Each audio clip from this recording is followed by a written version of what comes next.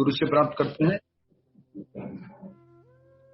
और इस दिव्य ज्ञान के लाभ क्या है, इसकी महानता क्या है, इसकी ग्लोरीज क्या है, भगवान के आह्वान मंत्र से शुरू करेंगे आज का लेक्चर। और आप सभी से रिक्वेस्ट करता हूँ 35, 36, 37, 38, 39 में क्या क्या एक एक पॉइंट बताया गया है उनको याद कीजिए आप। उनमें एक एक क्या क्या महत्वपूर्ण शब्द हैं। श्लोक संख्या 34, 35, 36, 37, 38, 39 भगवान का आह्वान मंत्र दोहराएंगे। ओम नमो भगवते वासुदेवाय। ओम नमो भगवते वासुदेवाय। वीडियो न था। ओम नमो भगवते वासुदेवाय। मुखं करोति वाचालं पंगुं लंघयते गिरिं यत्कृपातमहं वन्दे श्री गुरुदीनतारिणं परमानंद माधवं श्री चैतन्यम ईश्वरम। हरे कृष्णा। तो श्लोक संख्या 34 जो कि बहुत महत्वपूर्ण श्लोक है। दिव्य ज्ञान को हम कैसे प्राप्त करें, हमने देखा प्रामाणिक गुरु की शरण में जाके तद विद्धि प्रणिपातेन परिप्रश्नेन, प्रश्न पूछकर और सेवया, उनकी सेवा कर कर हम उनसे वो ज्ञान प्राप्त कर सकते हैं जो उन्होंने भी जिसका अनुभव किया है।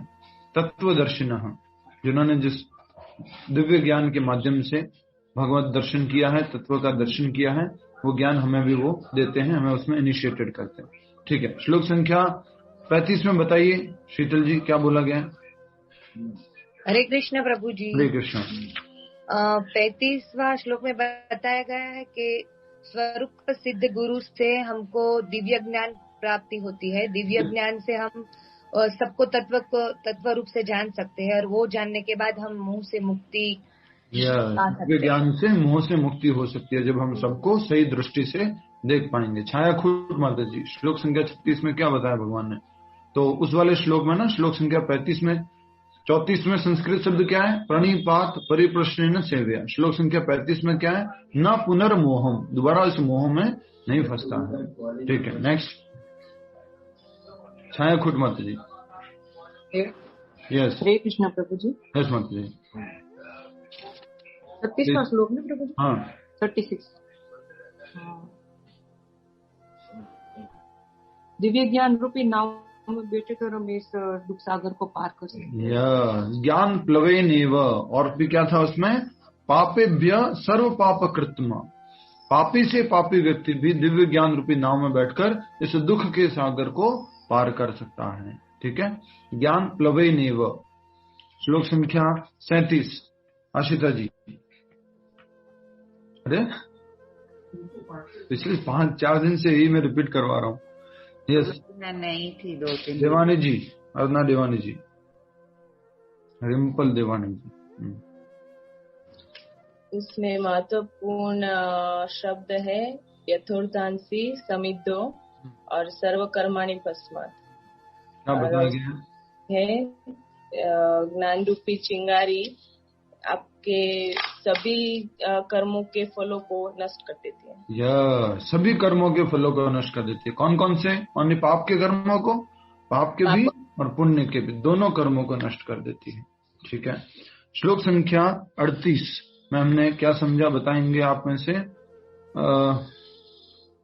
हरे कृष्णा, स्वाति जी बताइए 38 में हमने क्या महत्वपूर्ण समझा। सदृशम प्रभु जी। यस, पवित्रम, सदृशम पवित्रम, क्या मतलब है इसका? रिवीजन नहीं किया है प्रभु जी। दिव्य ज्ञान के समान कोई पवित्र ज्ञान नहीं है। सदृशम पवित्रम, दिव्य ज्ञान के समान कोई पवित्र ज्ञान नहीं है। और इस ज्ञान को प्राप्त करने से क्या होता है, कालेन आत्मनि विंदति, मतलब कि समय पर धीरे धीरे एक समय आता है जब मन में ही, अंदर ही आंतरिक रूप से वो क्या होने लग जाता है, संतुष्ट होने लग जाता है, उस ज्ञान का आस्वादन करने लग जाता है। एक एक हम सीरीज वाइज जैसे पूरा याद कर सकते हैं। श्लोक संख्या 39 में विभाजन माता जी। हरे कृष्णा।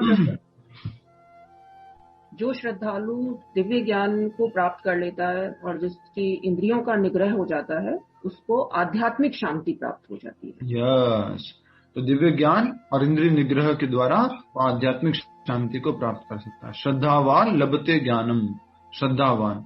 पूरी स्टोरी हमने समझी थी, याद होगा, बरसाना से कथा की थी। ऐसा लग रहा है ना बहुत समय हो गया, बहुत समय पहले आप कहीं बरसाना गए थे, वहां से आपने क्लास की थी। ये एक दिन का गैप का ऐसा लगता है। तो हमने एक बहुत महत्वपूर्ण बात समझी थी, जिसको याद होगा तो बता दीजिए जल्दी से। ये से कुछ मैंने बताया था, याद आ रहा है? एग्जाम्पल के तौर पे बताया था। क्या था ये एग्जाम्पल? हरे कृष्ण प्रभु जी। यस माता जी बताइए।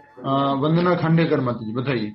चुंबक का उदाहरण दिया था आपने कि चुंबक में अगर गंदगी लगी हुई है तो वो इमीडिएट चिपकेगी नहीं, उसको साफ कर दिया जाएगा तो वो मतलब आपकी धुलाई हो जाएगी, तो आप क्लीन हो जाओगे, पवित्र हो जाओगे, निर्मल हो जाओगे। मेरे समझ में इतना।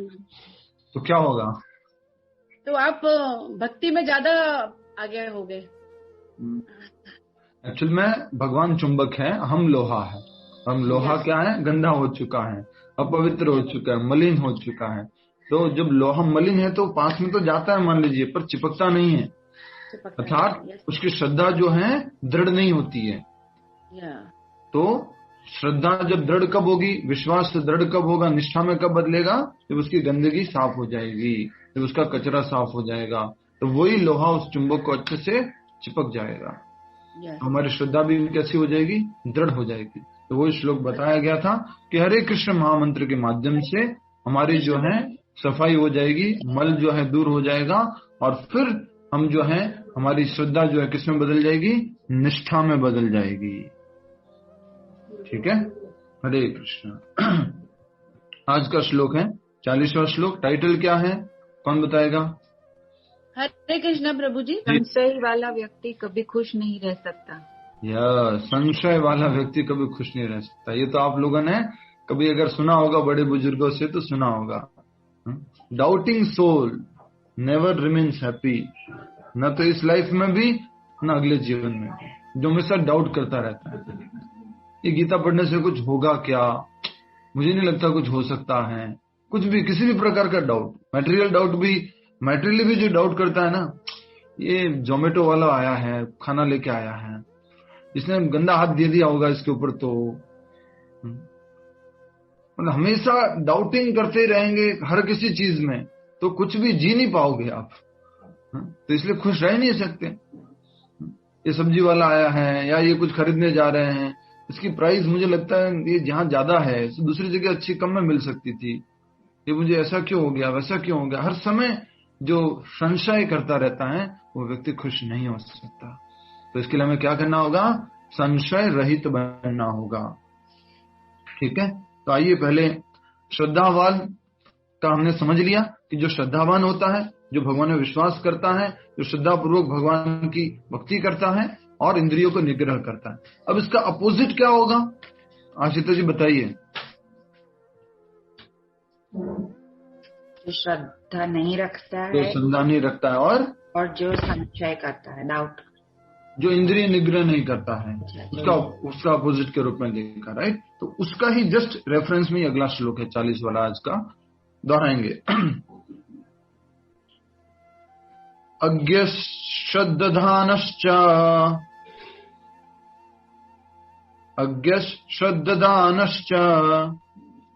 संशय आत्मा विनश्यति, न लोकोस्ति न परो, न सुखम संशय आत्मनः। साफ साफ समझ में आ रहा है आपको इस अनुवाद से? नायम लोकोस्ति न परो न सुखम संशय आत्मनः। राइट, वो संशय आत्मा जो है कभी भी खुश नहीं हो सकता है। सुखम, सुखम शब्द आ गया। पिछले शब्द में क्या था? पिछले श्लोक में शांति अच्छी रेणादि गच्छति, उसको शांति प्राप्त होती है, आध्यात्मिक शांति प्राप्त होती है। किसको? जो दिव्य ज्ञान में स्थित है और इंद्रिय निग्रह किया हुआ है। ठीक है, श्लोक का उच्चारण करेंगे आप में से। सच्ची माता जी कोशिश कीजिए। यस कृष्ण प्रभु जी। अज्ञश्च वा श्रद्धानश्च संशयात्मा विनश्यति, नायम लोको अस्ति न परो न सुखम संशयात्मनः। यस, बहुत सुंदर, हरि बोल। शब्दार्थ देखिए। अब एक दो शब्द हम इसमें से पकड़ लेंगे। माइक म्यूट कर दीजिए माता जी। माता जी माइक म्यूट कर दीजिए। अज्ञः मूर्ख, जिसे शास्त्रों का ज्ञान नहीं है। अज्ञ समझ में तो आता है ना आपको, ज्ञान और अज्ञ, अज्ञान, अज्ञ।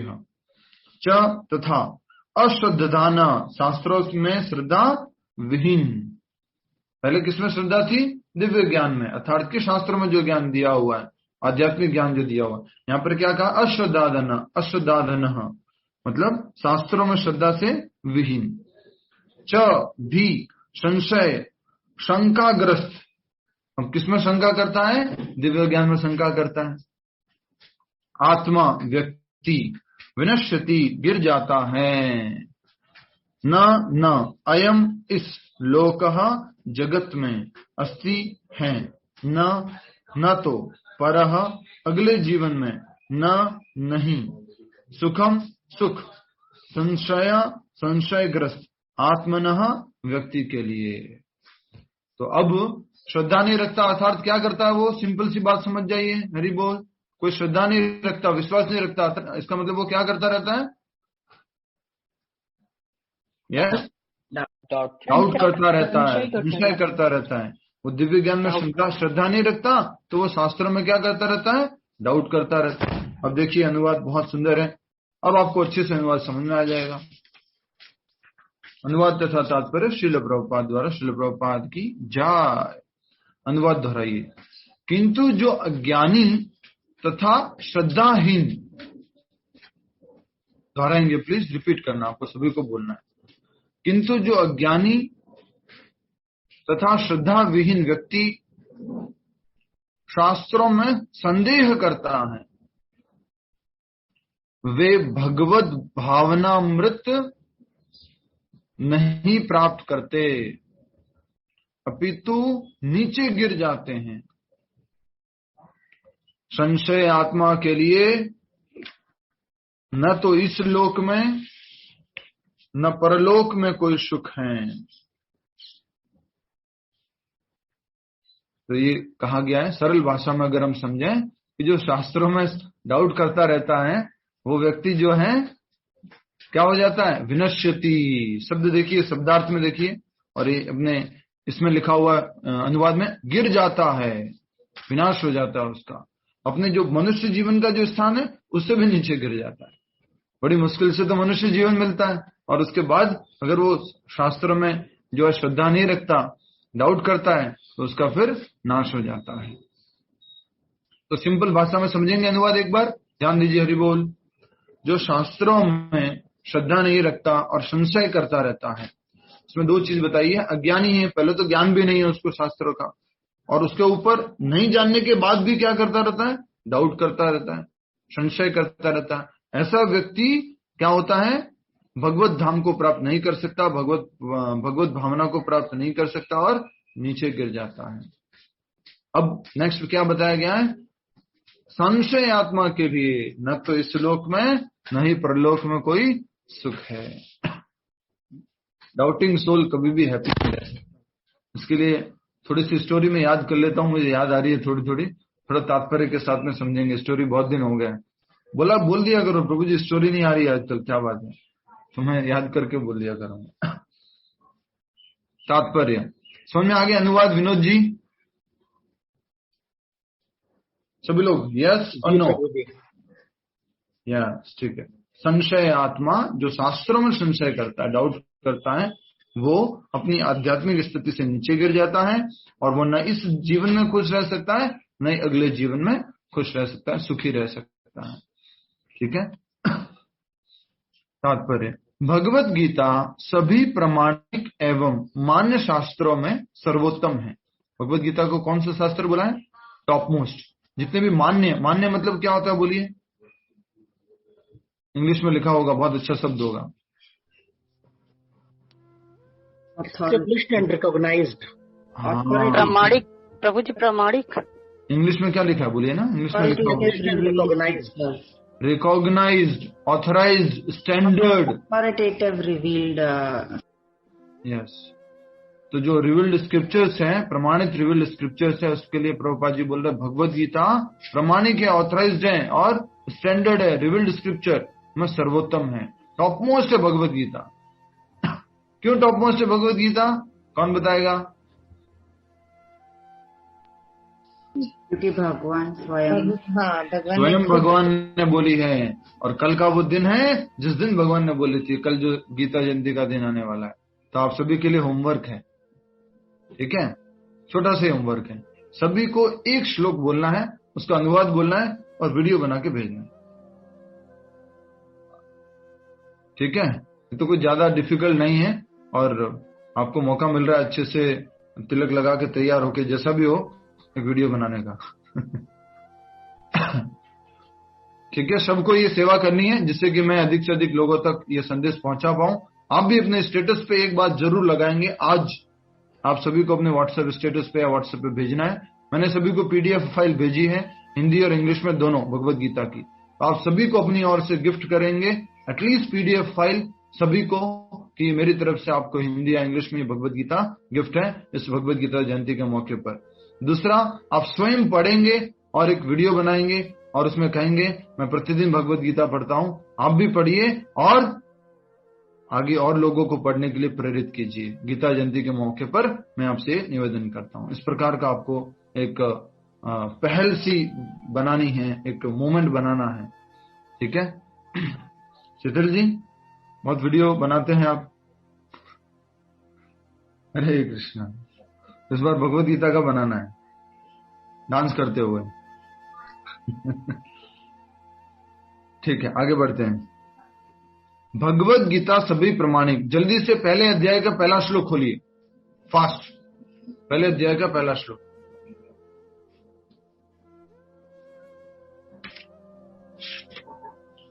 फर्स्ट चैप्टर, फर्स्ट वर्ष। शीतल जी पढ़िए तात्पर्य में, जो हम भगवत गीता के बारे में बताया गया है कि भगवत गीता एक बहुपठित विज्ञान है, वहां से। हरे कृष्ण प्रभु। हरे कृष्ण। भगवत गीता एक बहुत पठित आस्तिक विज्ञान है जो गीता महात्म्य में सार रूप में दिया हुआ है। इसमें यह उल्लेख है कि मनुष्य को चाहिए कि वह श्री कृष्ण के भक्त की सहायता से संवीक्षण करते हुए भगवत गीता का अध्ययन करे और स्वार्थ प्रेरित व्याख्याओं के बिना उसे समझने का प्रयास करे। अर्जुन ने जिस प्रकार से साक्षात भगवान कृष्ण से गीता सुनी और उसका उपदेश ग्रहण किया, इस प्रकार की स्पष्ट अनुभूति का उदाहरण भगवत गीता में ही है। यदि उसी गुरु परंपरा से निजी स्वार्थ से प्रेरित हुए बिना किसी को भगवत गीता समझने का सौभाग्य प्राप्त हो, तो वह समस्त वैदिक ज्ञान तथा विश्व के समस्त शास्त्रों के अध्ययन को पीछे छोड़ देता है। मैं यहाँ पे लेके आना चाह रहा था आपको। तो सबसे पहला तो भगवत गीता एक आस्तिक विज्ञान है। दूसरा, ये भगवत गीता भगवान के भक्त की सहायता से पढ़नी चाहिए।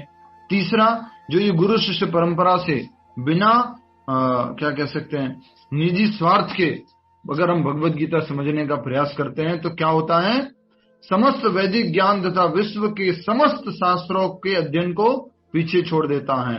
पाठक को भगवत गीता में न केवल अन्य शास्त्रों की सारी बातें मिलेगी, अपितु ऐसी बातें भी मिलेगी जो अन्यत्र कहीं उपलब्ध नहीं है। इसलिए भगवत गीता का स्थान कौन सा है, बोलिए? टॉप मोस्ट, हाईएस्ट, क्योंकि इसमें सारा है। अब एक पेज और पीछे जाइए, जो ये पेज है ना, इसमें एक पेज और पीछे आ जाइए, इधर की तरफ खोलिए आप एक पेज, जो गुरु परंपरा है उसके पीछे की तरफ जाइए।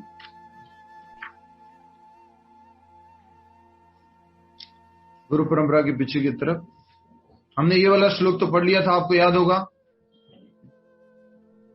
एकम शास्त्रम देव की पुत्र गीतम, एको देव देव की पुत्र एव, एको मंत्रस्य तस्य नामानि यानि, कर्मापि एकम तस्य देवस्य सेवा। ये तो हमने पढ़ लिया था। इसका मतलब क्या है कि एक भगवान हो, वो कौन है? देव की पुत्र। एक शास्त्र हो, वो कौन सा है? देवकी के पुत्र का गीत। एक मंत्र हो, वो के देवकी के पुत्र का नाम, और एक सेवा हो, वो उनकी सेवा हो। ठीक है, ये हमने पढ़ लिया था। इसके ऊपर वाला श्लोक देखिए, सर्वोपनिषदो गावो दोग्धा गोपाल नंदनः, पार्थो वत्सः सुधीर्भोक्ता दुग्धम गीतामृतम महत्। अनुवाद, अच्छे से थोड़ा इमेजिन कीजिएगा, ये पूरा एक डायग्राम वाला श्लोक है। यह गीतोपनिषद या भगवत गीता को जो समस्त उपनिषदों का सार है, भगवत गीता क्या है? सभी उपनिषदों का सार है, गाय के तुल्य है और ग्वाल बाल के रूप में विख्यात भगवान कृष्ण इस गाय को दूह रहे हैं। अर्जुन बछड़े के समान हैं और सारे विद्वान तथा शुद्ध भक्त भगवत गीता के अमृत में दूध का पान करने वाले हैं। तो भगवत गीता क्या है? एसेंस ऑफ ऑल वैदिक स्क्रिप्चर। इसलिए क्या बोला गया है? आज का जो श्लोक है हमारा, उसमें देखिए वापस से 4 अध्याय का 40वां श्लोक तात्पर्य देखिए। भगवत गीता सभी प्रामाणिक एवं मान्य शास्त्रों में सर्वोत्तम है, टॉप मोस्ट है। जो लोग पशु तुल्य हैं, पढ़िए पढ़िए प्लीज प्लीज प्लीज प्लीज, 4 अध्याय का 40वां श्लोक तात्पर्य पढ़ रहे हैं, 4 अध्याय का 40वां श्लोक। जो लोग पशु तुल्य हैं उनमें न तो प्रामाणिक शास्त्रों के प्रति कोई श्रद्धा है और न उनका ज्ञान होता है, और कुछ लोगों को यद्यपि इनका ज्ञान होता है और उनमें से वे उद्धरण देते हैं, किंतु उनमें वास्तविक विश्वास नहीं करते। 2 तरह के लोगों की बात कही गई है। हरे कृष्णा, अटेंशन प्लीज। पहला कौन से लोग? बहुत सारे ऐसे लोग हैं जिनको भगवत गीता में श्रद्धा नहीं है, भगवत गीता में विश्वास नहीं है और उनका कुछ भी उसको ज्ञान नहीं है। दूसरे कुछ ऐसे लोग हैं जो भगवत गीता का ज्ञान तो रखते हैं, भगवत गीता से उदाहरण तो देते हैं, लेकिन वास्तव में भगवत गीता में श्रद्धा नहीं है। हरे कृष्णा। तो ये बहुत ही महत्वपूर्ण बात बताई जा रही है इस बार, इसलिए उनको क्या बोला गया है? पशु तुल्य। पशु तुल्य क्या होता है? पशु के समान। यस। तो कहीं समझ में नहीं आया तो पूछ लीजिएगा। जो लोग पशु तुल्य हैं उनमें न तो प्रामाणिक शास्त्रों के प्रति कोई श्रद्धा है और न उनका ज्ञान होता है, और कुछ लोगों को यद्यपि उनका ज्ञान होता है, थोड़ा बहुत गीता के श्लोक जानते हैं, सब कुछ जानते हैं, और उनमें से वे उद्धरण देते हैं, वो उदाहरण देते हैं, रेफरेंस देते हैं भगवत गीता का, किंतु उनमें वास्तविक विश्वास नहीं करते। ऐसे बहुत सारे लोग भगवत गीता का क्या करते हैं? उपयोग करते हैं। किस लिए करते हैं? सेल्फ ग्लोरिफिकेशन के लिए, खुद के गुणगान के लिए, खुद के विचारों को प्रस्तुत करने के लिए भगवत गीता का उपयोग करते हैं। ठीक है, नेक्स्ट। यहां तक कि कुछ लोग जिनमें भगवत गीता जैसे शास्त्रों में श्रद्धा भी होती है, फिर भी वे न तो भगवान कृष्ण में विश्वास करते हैं न उनकी पूजा करते हैं। ये बात सबसे इंपॉर्टेंट है। विश्वास करने से क्या मतलब है स्वाति जी? भगवान कृष्ण में विश्वास करना। गीता के श्लोक मालूम है, जैसे आज हम उदाहरण के लिए बोल रहे हैं आपको। 12वें अध्याय में एक श्लोक है, 13वां श्लोक। उसमें भगवान कहते हैं, अद्वेष्टा सर्वभूतानां मैत्रः करुण एव च निर्ममो निरहंकारः सम दुख सुख शमिः। वो व्यक्ति, ऐसा भक्त मुझे प्रिय है जो कैसा है? अद्वेष्टा, किसी से द्वेष नहीं रखता, मैत्रः, सभी से मैत्री भाव रखता है, करुणा रखता है सबके प्रति, और निर्ममः, निर्मम मतलब ममत्व की भावना से मुक्त है। ममत्व याद आ रहा है? ममता, ये मेरा है, ममता मतलब ये मेरा है। प्रोप्राइटरशिप, सेंस ऑफ प्रोप्राइटरशिप नहीं रखता है, और निरअहंकारः, फॉल्स ईगो नहीं है उसमें, झूठा ईगो नहीं है वो, और समान रहता है। किसमें? सुख और दुख में समान रहता है। और शमी, जो फॉरगिविंग है, जो क्षमा कर देता है लोगों को। समद भक्तः प्रियः, ऐसा भक्त मुझे प्रिय है, भगवान कह रहे। अब किसको प्रिय बोलिए? किसको प्रिय? ऐसा भक्त किसको प्रिय है? श्री कृष्ण भगवान को। लोग इस कृष्ण शब्द को रिप्लेस कर देंगे, लोग इसको इम्पर्सनल बना देंगे। समझिए मैं क्या कहना चाह रहा हूं, कि ऐसा व्यक्ति जिसके पास ये सारे गुण हैं वो भगवान को प्रिय है, फिर धीरे धीरे चेंज कर देंगे, परम ज्योति को बहुत प्रिय है, वो निराकार ब्रह्म को बहुत प्रिय है, ऐसे करके वो कृष्ण से डाइवर्ट कर देते हैं। Is very dear to lord. अरे भैया, लॉर्ड कौन है? भगवान कौन है?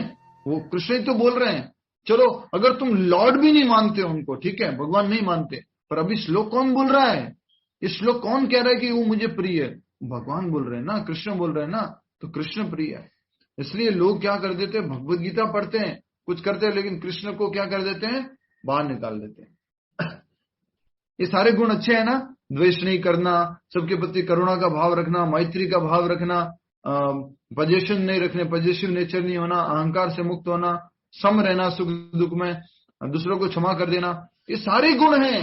लेकिन अगर भक्त नहीं है आप, भगवान नहीं है इन सब का केंद्र बिंदु, तो काम के नहीं है ये गुण। ठीक है, इसलिए यहाँ पे कहा जा रहा है, यहां तक कि कुछ लोग जिनमें भगवत गीता जैसे शास्त्रों में श्रद्धा होती भी है, फिर भी वे न तो भगवान कृष्ण में विश्वास करते हैं, न उनकी पूजा करते हैं। तो अल्टीमेट पर्पस क्या है भगवत गीता का? भगवान कृष्ण को कृष्ण रूप में स्वीकार करना और उनके द्वारा बताई गई भक्ति को पालन करना, ये भगवत गीता का उद्देश्य है। पूरी भगवत गीता पढ़ ली और उसके बाद आप घर में अपना भगवान का नाम जप करते हैं, आप पूजा करते हैं भगवान कृष्ण की, तो मतलब नहीं है। ज्ञान को किसको बदलना है? ज्ञान को किसमें बदलना है? विज्ञान में, प्रैक्टिस में लेके आना है। नाव के बाहर दूर खड़े होके नहीं बोलना, नाव बहुत अच्छी नाव है ये तो, भगवत गीता बहुत दिव्य ज्ञान, आई लव भगवत गीता। अरे भैया थोड़ा पालन तो करो, नाव में बैठो तो सही। आगे, ऐसे लोगों को कृष्ण भावनामृत का कोई ज्ञान नहीं होता, वे नीचे गिर जाते हैं। ऐसे लोग जो कृष्ण भगवान की पूजा नहीं करते, वो लोग नीचे गिर जाते हैं। नीचे गिर जाने से क्या मतलब है, बोलिए आशिता जी बताएंगे। आध्यात्मिक स्तर पे नीचे गिर जाना। आपका भी थोड़ा गड़बड़ चल रहा है, नीचे गिर गए थोड़ा। पहले आपका स्टैंडर्ड फ्रंट बेंच में चल रहा था, अभी थोड़ा बैक बेंच पे चले गए। शुरुआत कहां से हुई थी? पशु तुल्य। तो मनुष्य से कौन से स्तर पर गिर जाता है? वो पशु तुल्य स्तर पर गिर जाता है।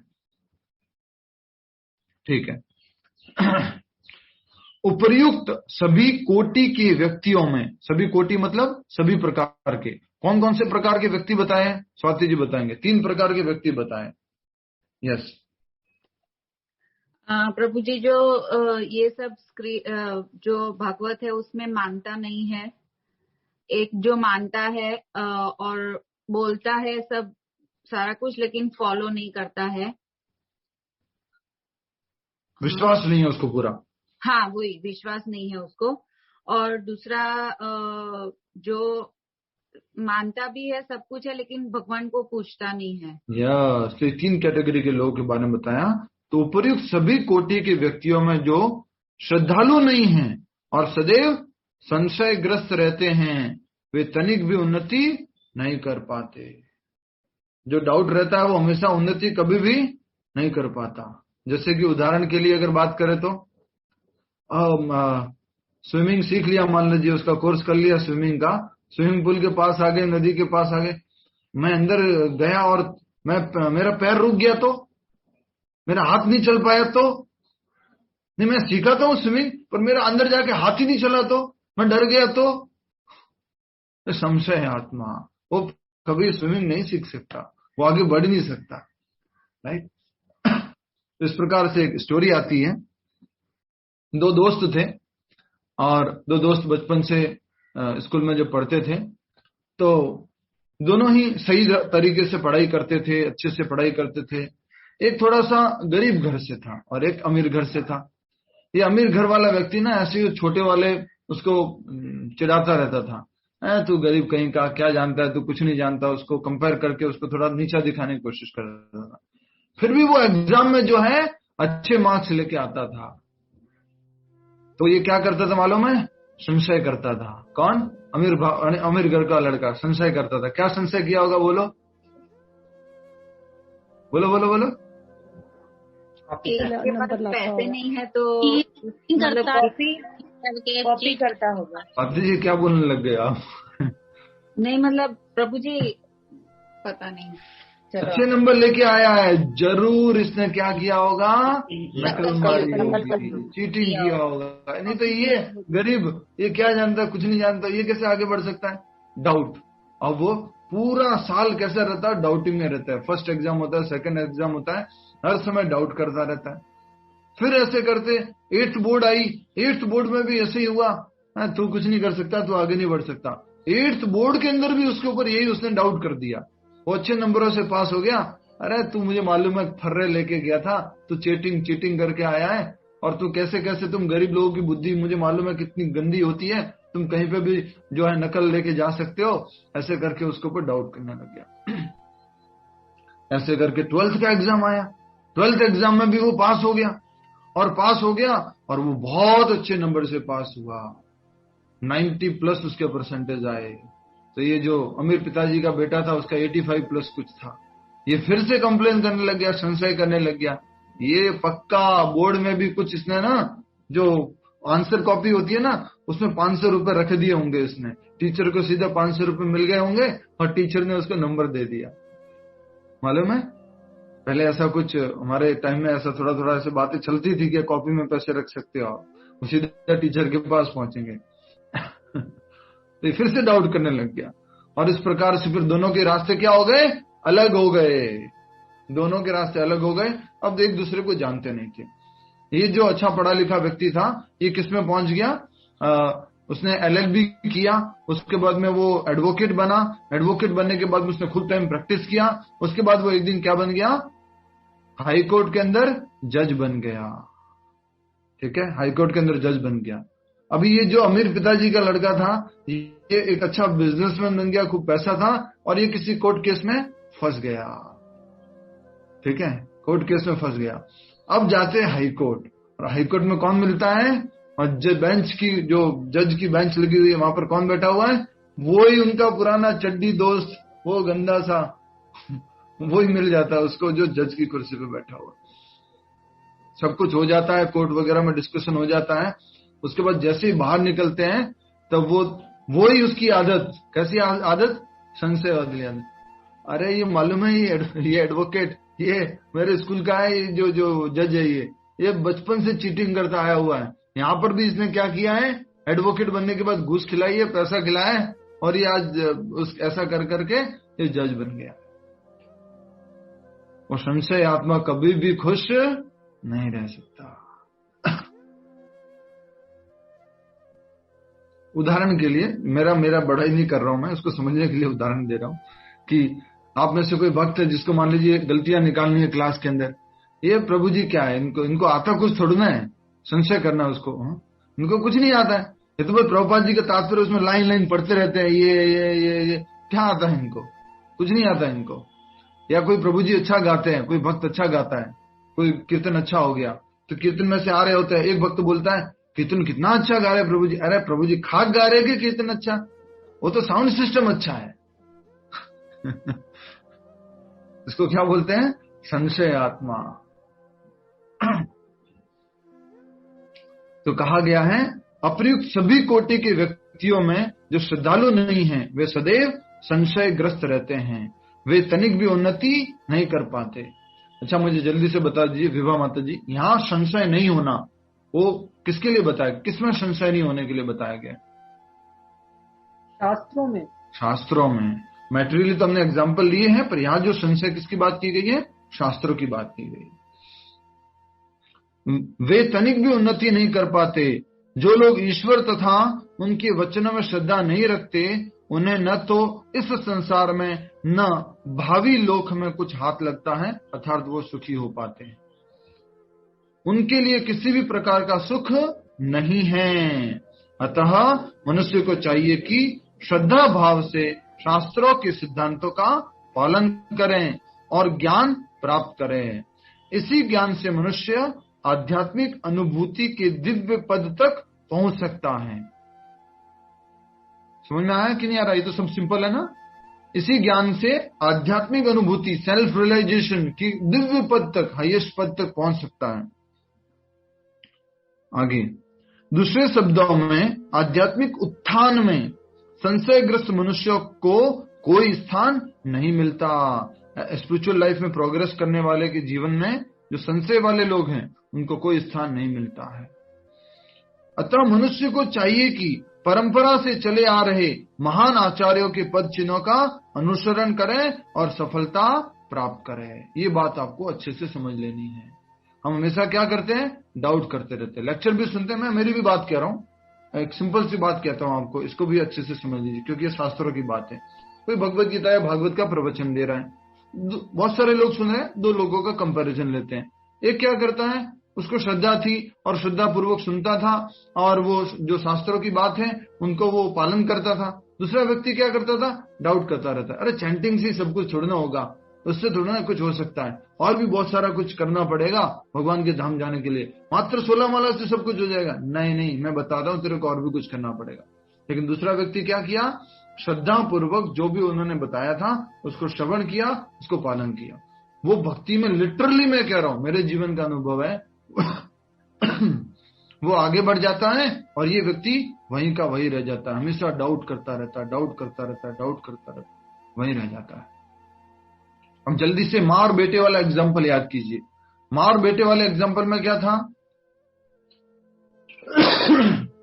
बेटा अपनी माँ को पूछता है कि मम्मी अब मेरे पापा कौन है। यस, अब देखिए माँ क्या है, वैदिक शास्त्र, पापा कौन है, भगवान कृष्ण, समझिएगा। और हम सब लोग कौन है, बच्चे। हम सब बच्चे अगर इस वैदिक शास्त्र में श्रद्धा नहीं रखेंगे कि ये वैदिक शास्त्र, ये माँ हमें कह रही है कि कृष्ण भगवान है, कृष्ण तुम्हारे पिता है, अगर इसमें शुरुआती श्रद्धा भी नहीं रखेंगे, इनिशियल फेथ भी नहीं रखेंगे, तो हम अपने पिता के बारे में कभी भी जान नहीं सकते। उसी प्रकार ये वेद माता है, ये शास्त्र माता है, अगर हम इनको समझेंगे, इनमें थोड़ी सी भी श्रद्धा रख के शुरू करेंगे तो हमारी क्या होगी, धीरे धीरे श्रद्धा निष्ठा में बदलेगी और हम अपने पिता के बारे में जान पाएंगे।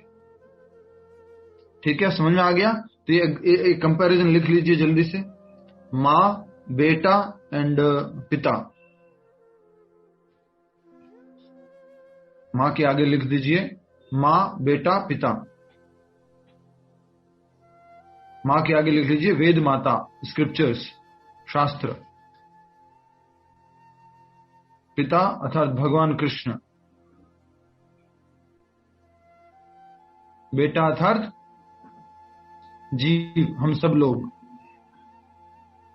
लोग भटक रहे हैं। हम सब लोगों को क्या बोला जाता है मालूम है, अनाथ। अगर हम कृष्ण को पिता नहीं मानते तो हम लोग क्या है, अनाथ है। हमें सनाथ बनना चाहिए। ठीक है, अगला श्लोक छोटा सा ही है, उसको भी कर लेता हूं और मुझे फिर आप आज पूछेंगे। ठीक है, आप में से कोई एक जिम्मेदारी लीजिए। कौन जिम्मेदारी लेगा, जिम्मेदार पूर्वक? नैना पटेल मती जी जिम्मेदारी लेंगे। मुझे याद दिलवाना है कि अनाथ और सनाथ के बारे में बोलिए। ठीक है, ठीक है, हाँ, ओके। हरे कृष्ण। श्लोक संख्या 41-41 दोहराइए। योग संन्यस्त कर्माणम ज्ञान संचिन्न संशया आत्मवंतम न कर्माणि निबद्धन्ति धनंजया। एक बार और, योग संन्यस्त कर्माणम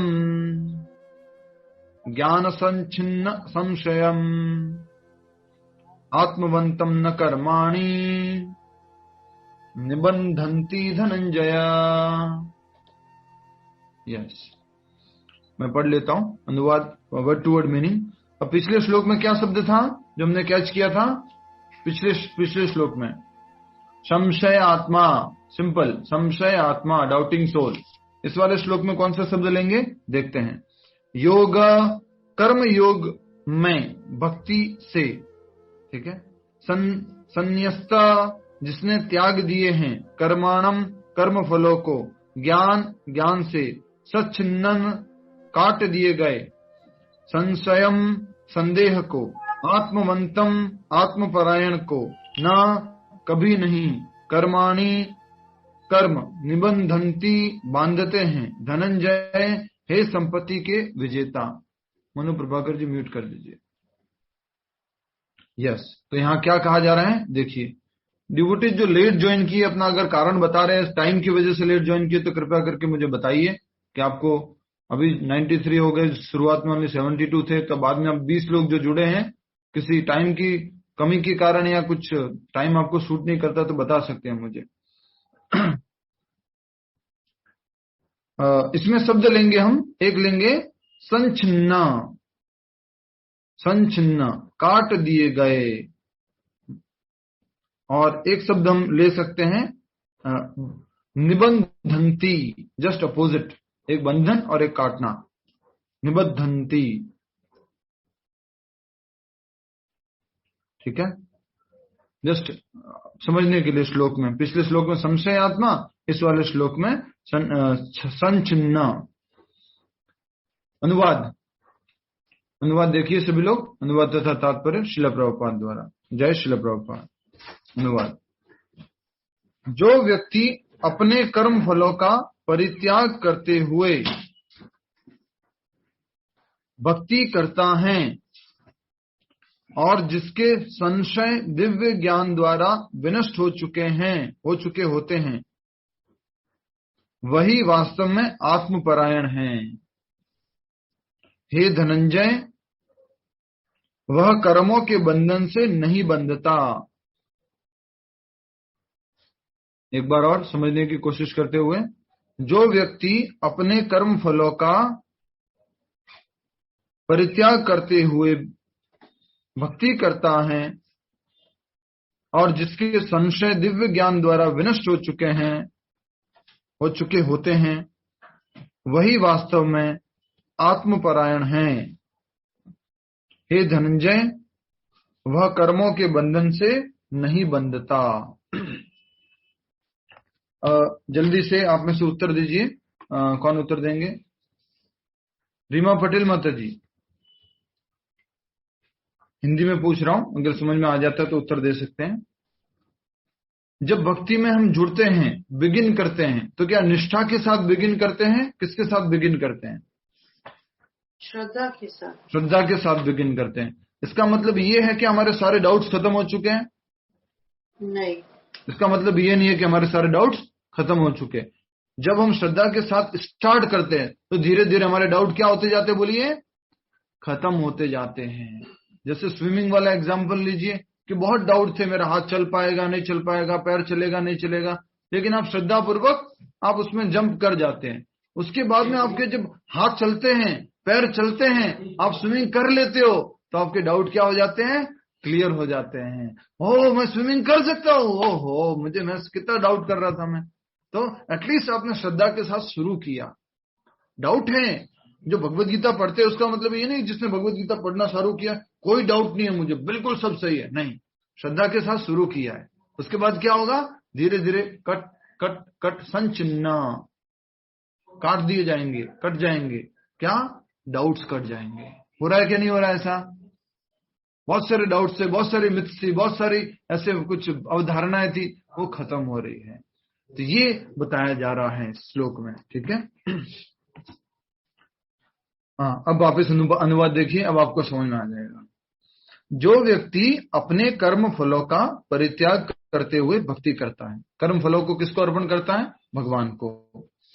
और जिसके संशय दिव्य ज्ञान द्वारा विनष्ट हो चुके हैं। डाउट कैसे गए उसके? दिव्य ज्ञान द्वारा। पहले श्रद्धा थी और संशय भी थे, लेकिन श्रद्धा से उसने चालू किया तो दिव्य ज्ञान से उसके सारे संशय क्या हो गए? संचिन्ना, कट गए, सारे खत्म हो गए, विनष्ट हो गए। वही वास्तव में आत्मपरायण है। उसी को क्या बोला है? आत्मवंतम। आत्मवंतम क्या मतलब है? Self situated. इंग्लिश में क्या लिखा? बोलिए, आत्मवंतम। आत्मवंतम को इंग्लिश में क्या लिखा है?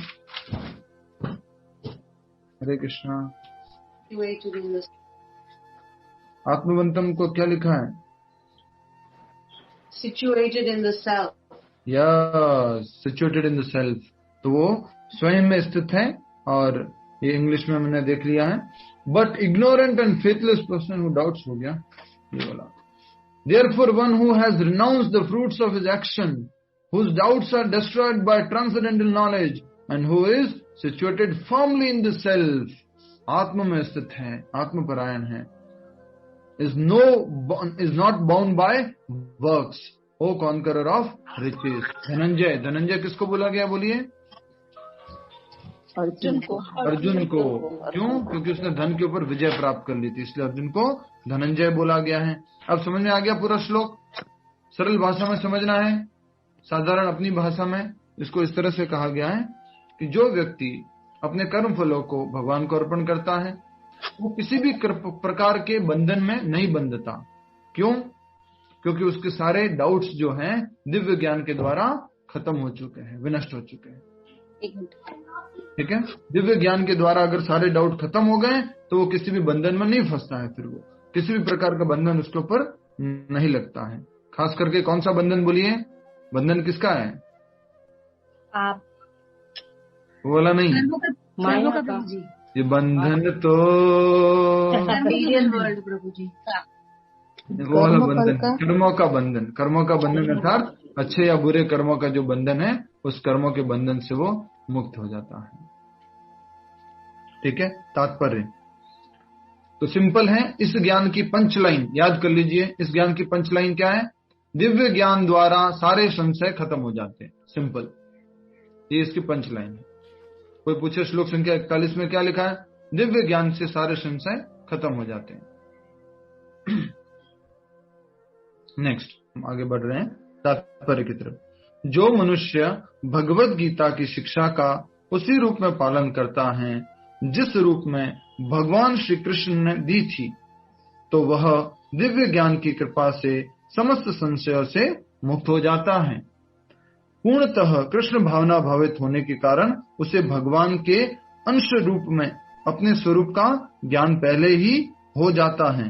अतएव निसंदेह वह कर्म बंधन से मुक्त है। दिव्य ज्ञान से व्यक्ति के संशय क्या हो जाते हैं? खत्म हो जाते हैं।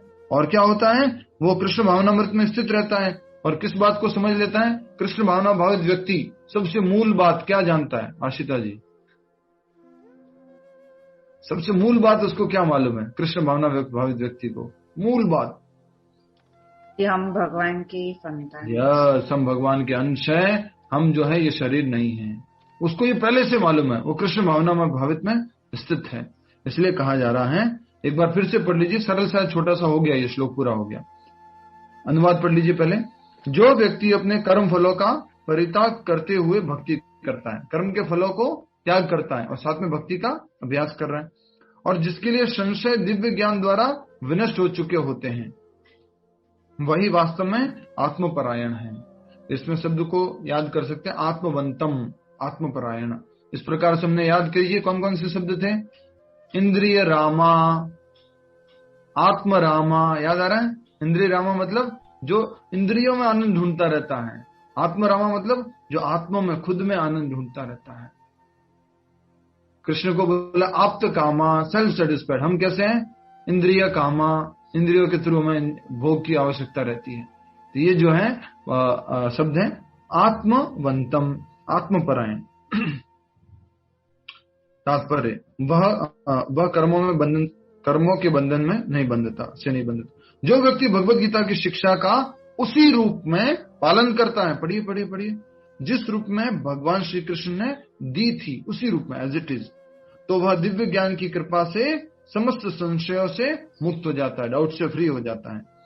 पूर्णतः कृष्ण भावना भावित होने के कारण, ऊपर कृष्ण भावना भावित है ही है, होने के कारण उसे भगवान, श्री भगवान के अंश के रूप में अपने स्वरूप का ज्ञान पहले से ही होता है। उसको अपने बारे में मालूम होता है कि मैं भगवान का अंश हूं, शाश्वत अंश हूं। अतएव निसंदेह वह कर्म बंधन से मुक्त है। उसमें कोई डाउट नहीं है कि वो कर्म बंधन से निबंधंती धनंजय, बांधते धनंजय न कर्माणी, कोई कर्म उसको बांधता नहीं है। छिन्नम, छिन्नम मतलब क्या होता है? काट देता है। क्या काट देता है? सारे संशय को, सारे डाउट को काट देगा।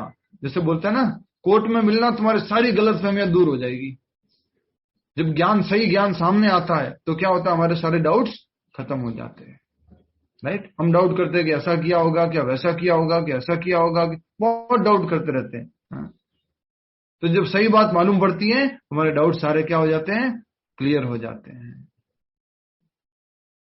हरे कृष्णा। शुरू करें लक्ष्मी माता जी? यस।